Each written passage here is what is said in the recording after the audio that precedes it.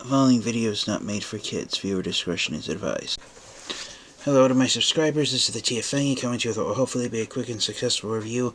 And today we're going to be taking a look at the Transformers Studio Series Deluxe Class Transformers 1 Elita-1. So, this figure has gotten a lot of, for lack of better vocabulary, it's been one of the less well-liked Transformers action figures from Transformers fans and collectors. Even though Elita-1, what she has going for her is screen accuracy to her appearance in the Transformers 1 film. The way she transforms into her alt mode of a Cybertronian motorcycle, and where her robot mode parts, particularly her robot mode head, it ends up at the base of the of her alt mode. It's made her one of the less liked Transformers action figures from the Studio Series TF One line. I decided to get her just because I decided to buy and collect all the characters from Transformers 1 being released in the Studio Series line. And I've always had a soft spot for Elita-1 being Optimus Prime's girlfriend and love interest. Elita-1's always been one of my favorite Transformers characters. Historically, Elita-1 hasn't always gotten the best Transformers action figures, and unfortunately the Studio Series TF1 version of her is one of the action figures that unfortunately falls into that category of not being as great as Transformers fans and collectors would have liked it to have been. Yeah, there she is inside her box.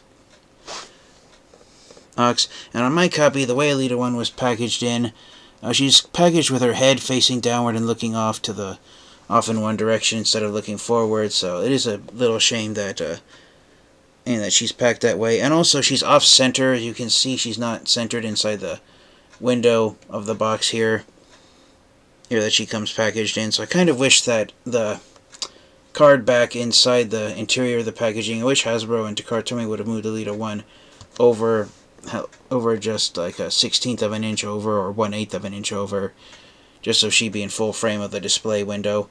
But that's just my personal gripe with her. So here's some artwork of her in her robot mode. It wraps around to the side of the box.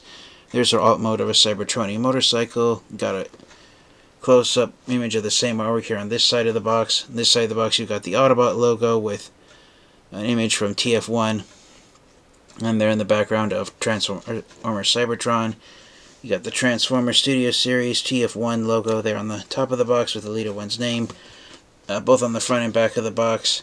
It shows that she transforms in just 25 steps. There's product photos of her robot mode and her alt mode, and there she is from her appearance in the Transformers 1 movie. And her one-sentence bio reads, Elita-1 is a team leader who gets the job done no matter the cost. So, yeah, that is pretty much Elita-1.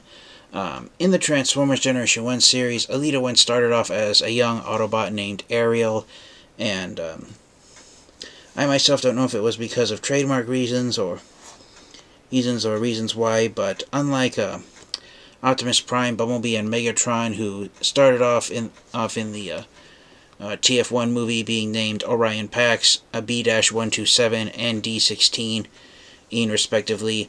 For some reason, Elita-1 didn't undergo a name change. She didn't start off under the name Ariel when the movie started, and I kind of wish they would have done that nod to Transformers Generation 1, where Elita-1 was originally named Autobot Ariel, and then had her name changed to Elita-1 when she was damaged in battle fighting the Decepticons and was rebuilt completely by Alpha Trion. So I just kind of wish they would have done that nod with her undergoing a name change the way the other Transformers in TF1 did. But that's just my personal gripe.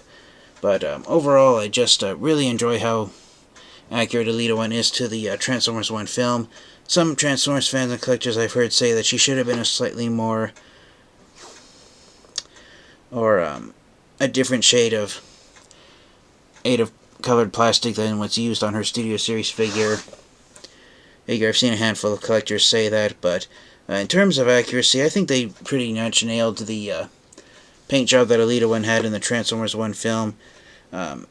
Historically, in the Generation 1 cartoon and in other Transformers series, Elita-1 has been portrayed as being a shade of pink ink that's either hot pink, similar to Generation 1 RC, or its varying shades of pink color. Here for the TF1 film, she's almost like a magenta, and but visually, I just sorry, I lost my train of thought there. The point I was trying to make is that I really believe that they went for screen accuracy, and unfortunately, as I said in my review of the Studio Series TF1 Voyager Class Alpha Trion action figure, that's pretty much what the Studio Series Transformers action figures from TF1 have going for them, is being screen accurate. But most of them, aesthetically, they haven't been the greatest received Transformers action figures by fans and collectors. So without further delay, let's get Elita-1 out of her box and take a close look at her in her robot mode. Alright, so here is Elita-1 out of her box and in her robot mode. She did come packaged somewhat mistransformed. Her knee joints weren't locked into place.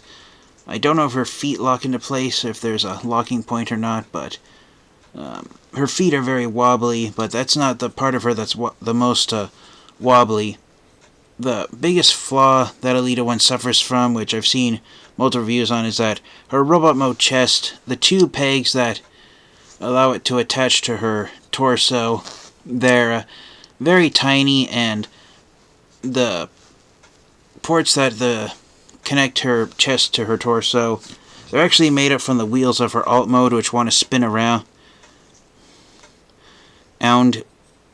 out inside of her, and when you try to move, and if you move her neck joint back too far, it'll unclip, as you can see right there. So yeah, Elita-1 is a floppy mess, unfortunately, and that's a real shame, because this was one of the action. It's been a while since we got our previous action figure of Elita-1 in a Transformers line of action figures, and a lot of Transformers 1 fans and collectors were hoping that her Studio Series action figure would be one of the better figures of the TF1 subline of Studio Series, and unfortunately it hasn't been. And I don't know if Elita-1 got any action figures in the TF1 main line, in the way Orion Pax and Alpha Trion and Sentinel Prime did, which I got those figures of. I believe no, she didn't, similar to Megatron. And so, yes, unfortunately, just like some of the other Studio Series TF1 action figures, such as Voyager Class Alpha Trion, what Elita-1 has going for her is being screen accurate to her appearance in the TF1 film. But apart from that, her robot mode has a lot of loose parts that don't really lock into place, and she feels very flimsy, wobbly. Yeah, and yeah, unfortunately, when you don't have you have loose joints all around, it takes away the fun of a Transformers action figure. So I can see why she hasn't been the best received Transformers action figure. For accessory pieces, she comes with a laser gun that's very similar to the one that the Studio Series Deluxe Class version of Bumblebee came packaged with, but unlike Bumblebee's laser gun, which was cast in black plastic, this one is cast in gray, and the 5mm handle that Elita-1's laser gun has on it actually is on a swivel joint. As you can see on this side, there's a screw holding it in place, so you can adjust it and have it sit at different angles if you want, as you can see right there. So it has an adjustable handle, which is somewhat good, somewhat interactive. And yeah, her robot mode chest does not want to hold in place whatsoever, ever as I keep bumping it around. And apart from the laser gun, the other accessory piece she has is her gray backpack, which looks like a pair of intake vents on the back. The instruction sheet tells you that you're supposed to just pop it onto her back, but the two rectangular ports that the backpack attaches to, you don't just push in on the backpack. The way that it's angled, and there's some kibble from Elita-1's alt mode inside there, you actually have to take the backpack, line these two rectangular pegs with the ports on Elita-1's back, and what you're actually supposed to do is push in and then slide it down and that is what actually locks the backpack into place, is the base of the, not the entirety of the rectangular ports, but the base of them. There's just enough space in there that the backpack can attach and hold on without falling off, but it's literally just a hairline of plastic holding the backpack on, so that's a real shame in that regard. One thing to note about Elita-1's backpack, though, is that I saw in a review once, I don't remember correctly if it was true or not, but if all the Transformers characters in the TF1 film had it, but Elita-1's jetpack, the ports that it allows it to attach to her back, it can also attach to the same rectangular ports are found on the back of Studio Series Bumblebee. I don't know if they're on the back of Optimus Prime and Megatron. There's other sets of ports, or it's on Elita-1's. You see these two rectangular ports that Studio Series Optimus Prime has here on his back? There's another set of pegs on Elita-1's backpack right down here, which don't here, and what those do is they allow you to attach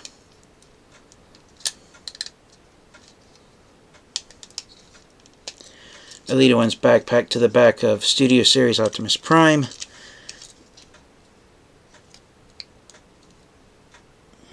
Whose Kibble's wanting to fall off of him as well, so you can attach Elita-1's backpack to the back of Optimus Prime.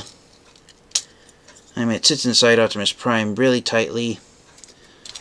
You can fit the backpack onto the back of Bumblebee as well.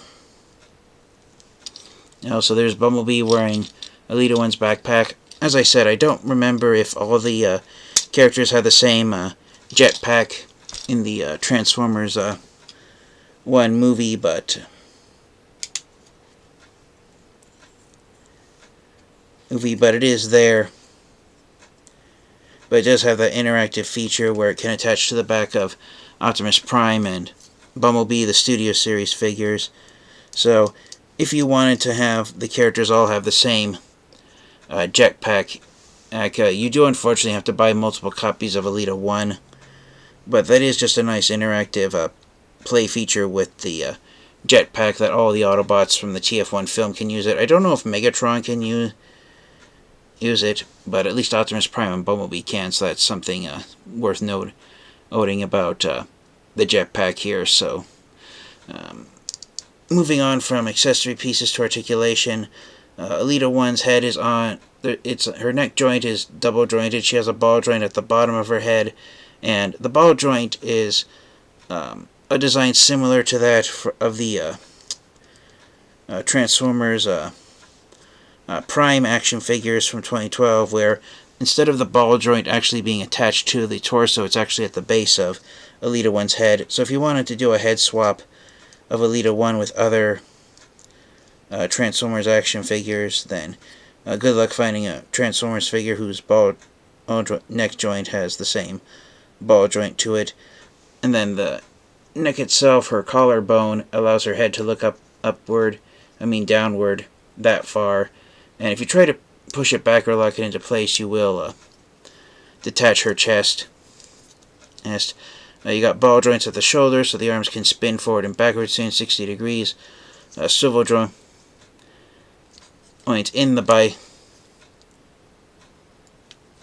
I was about to say there's a swivel joint in the bicep, but there's not. There's just ball joints in the elbow, so the lower arms can technically spin at the base of the bicep, but it's just the ball joint for the elbow that allows the lower arm to move up and down. No wrist articulation.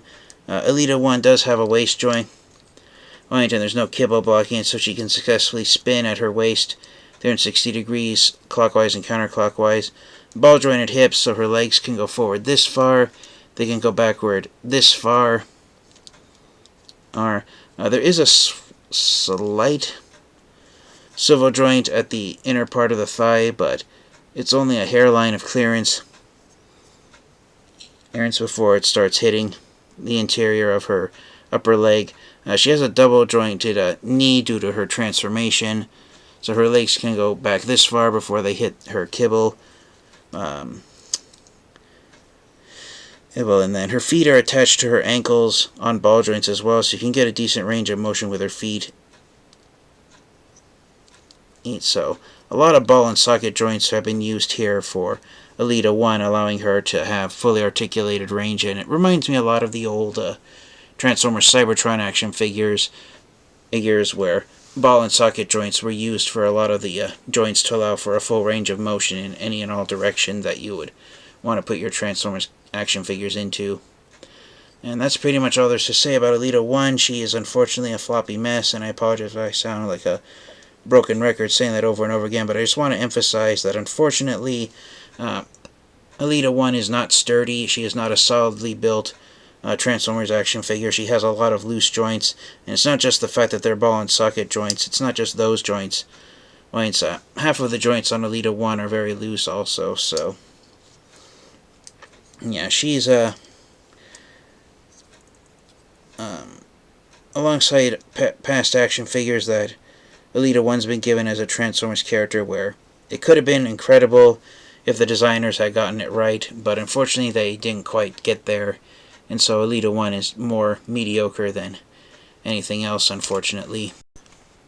And for a quick size comparison, here is Elita-1 surrounded by her fellow Transformers 1 castmates. We have the 4 main characters from TF One. We have Elita-1 surrounded by Bumblebee, Optimus Prime, and Megatron, all from the Studio Series line. And yeah, they all look impressive together. I love how that they're all different sizes, although unfortunately within the past few years, a lot of Transformers fans and collectors have been criticizing Hasbro and Takara Tomy for releasing deluxe class sized action figures that are completely different heights using Optimus Prime and Bumblebee being a head shorter than Optimus Prime, how they're totally different sizes, but yet they're sold for the exact same price tag, and so the smaller deluxe class Transformers haven't been as enjoyable as they would have been had they had a retail price for not the same value as the taller size deluxe class Transformers action figures.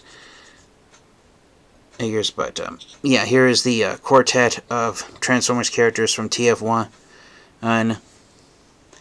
Elita-1 and Bumblebee were released at almost the same time, and I apologize for waiting longer to review Elita-1, and after I had already reviewed Bumblebee and Optimus Prime Megatron, who came out in 2024 when the TF1 film was in movie theaters. But yeah, I'm really, despite all her loose joints, I do think that, as I said, her robot mode is at least screen accurate, and I do enjoy that she's size accurate when standing next to the other Studio Series TF1 Transformers characters. So without further delay, let's get Elita-1 transformed into her alt mode and wrap up the review. Alright, and so here's Elita-1 transformed into her alt mode of a Cybertronian motorcycle, and the front wheel doesn't really roll that well, but the 2 separate back wheels, as you can hear, they do spin fairly well. And this is another gripe that collectors have with this version of Elita-1. If you look right here on the underside, this part right here is actually Elita-1's robot mode head. So as you can see, there is her face.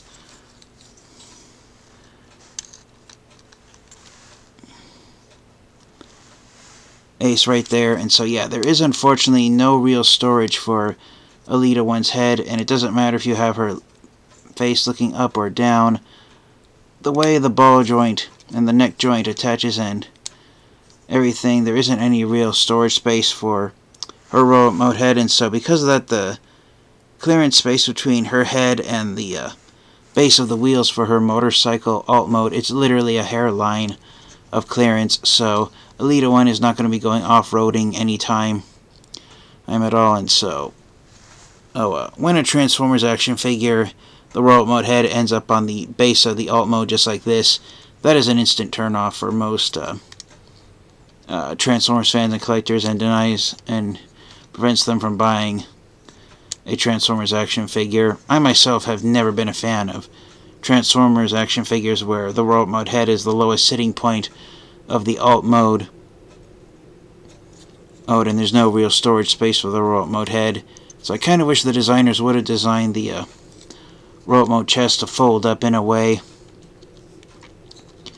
Okay, so at least there will be some level of clearance for Elita-1. But apart from that, as I said, her motorcycle alt mode, it's very screen accurate to her appearance in the TF1 movie. Storage for accessory pieces, her laser gun.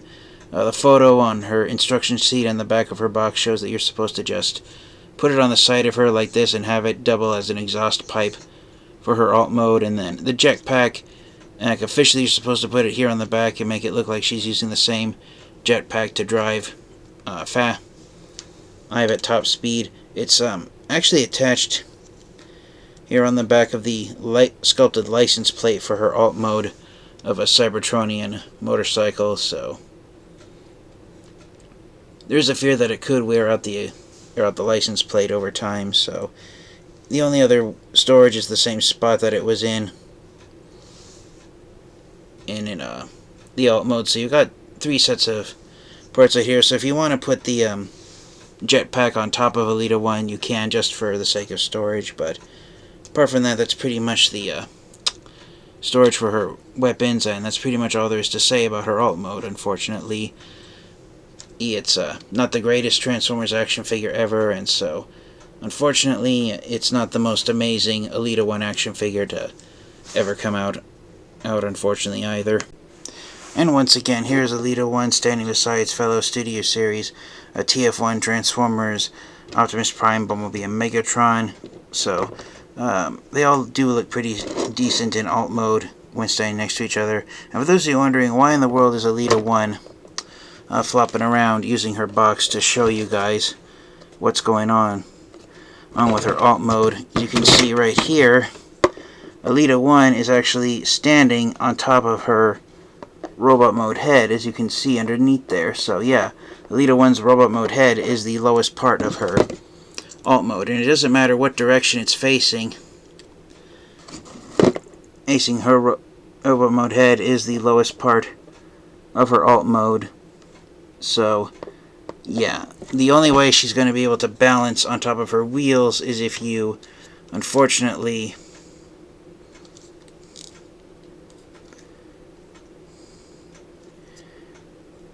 the only way Elita-1's going to roll around on her alt mode is if you actually take off her,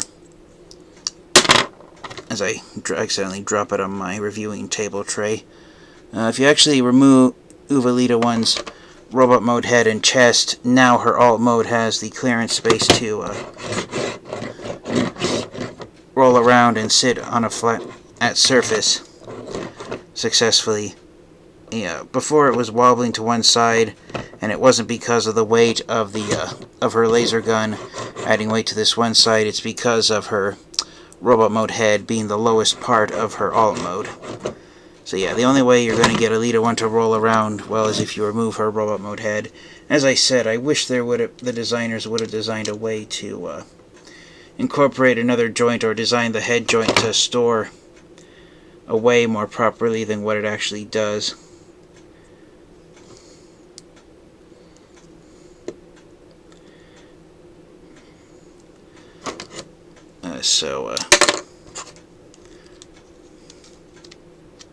Maybe attaching it really fast.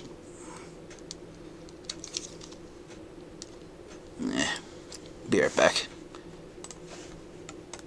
Alright, so with Elita-1's head reattached, having that there, you can hear that scratching noise. That's the back of her head rubbing against my review table. So yeah, that is a serious design flaw for Elita-1, and with her robot mode head with her head sitting lower to the ground than her wheels do. I mean, if you wanted her to do a wheelie, you can have her drive on the front wheel around if you want, but unfortunately for the back wheels there's not enough clearance to do it on this way, even if you were to remove her accessory pieces. So yeah, I personally would have to say Elita-1's right down there with Voyager class Alpha Trion and being one of the worse Studio Series TF1 Transformers action figures. And in terms of Elita-1 action figures in general, well, I definitely put the TF1 Studio Series version of Elita-1 right down there with the Transformers Netflix War for Cybertron Earthrise version of Elita-1 and not being the greatest version. In terms of my personal all-time favorite Elita-1 action figure, I'd still give it to the Legacy version of Elita-1. And the Power of the Primes version of Elita-1's not the greatest, but Legacy Ariel is a more enjoyable motorcycle, despite being a retool of the Legacy Prime version of RC. Young Elita-1 Ariel, that Legacy figure of her that came in the 2-pack with Autobot Dion, is a more enjoyable motorcycle Elita-1 figure than this action figure is. So, for the final proverbial question of my reviews, do I recommend getting the TF1 Studio Series Elita-1 action figure and adding it to your Transformers collection? I only recommend getting Elita-1 if you're doing this and trying to complete the quartet of core cast members of the Transformers 1 film. If you're not looking to buy and collect them all, then Elita-1, unfortunately, despite being one of the 4 main characters, is an easy pass. And I didn't say this in my review of Studio Series Alpha Trion because we got a deluxe class-sized version of Alpha Trion in the Transformers TF1 main line, but I really, really hope that Hasbro and Tomy design another action figure for the TF1 version of Elita-1, because, yeah, she has now become my least favorite TF1 Transformers action figure due to the design flaw of her head sitting lower to the ground than her wheels in motorcycle mode. And in robot mode, as I showed off earlier in the review, her robot mode chest doesn't like to hold in place, and she has a lot of loose joints. So, yeah, I only recommend getting this figure if you want to absolutely have a action figure of the TF1 version of Elita-1 standing beside Optimus Prime, Bumblebee, and Megatron. As a standalone action figure, Elita-1 is not the greatest by far, and she can be an easy pass, so I can kind of see why, after the initial reviews came out, there was a lot of criticism from fans and collectors. I don't know if Elita-1 has shelf-warmed. I think I saw a couple of reviews people did where she was shelf-warming more than the Studio Series Bumblebee action figure, because unlike Elita-1, Bumblebee at least can roll around decently on a flat surface, similar to Optimus Prime. Megatron doesn't have any wheels for his alt mode of a Cybertronian tank, but yeah, that's definitely a turn-off for having Elita-1. And then she unfortunately is not, despite being one of the 4 main characters in TF1, she is definitely not a must-have Transformers action figure. She's only if you're trying to go completist and want to have an action figure of her. So this review, unfortunately, is not one of the more, how shall I say, positively toned reviews I've done, due to how lousy a figure Elita-1 is. But I had to give my honest thoughts on her, and yeah, unfortunately, I have to give a thumbs down to Elita-1 here. So thank you guys all so much for watching. This has been the TF This has been my review of the Transformers Studio Series TF1 on Deluxe Class action figure of Elita-1. And if she didn't have the design flaws of loose joints and her robot mode head being at the bottom of her alt mode, if her transformation was better and she had tighter joints, she could have been a much greater action figure than what she actually is, because the way she is right now, unfortunately, she is not the best Transformers action figure. She might be one of the worst ones that has been released, especially in the Transformers TF1 line. So thank you guys so much for watching, and until next time, you guys, please remember to stay safe, stay healthy, and remember, collecting is a lifelong hobby. As long as you enjoy it, it can last forever. And until next time, you guys, transform and roll out. Goodbye, everyone. Da-da-da-da-da-da.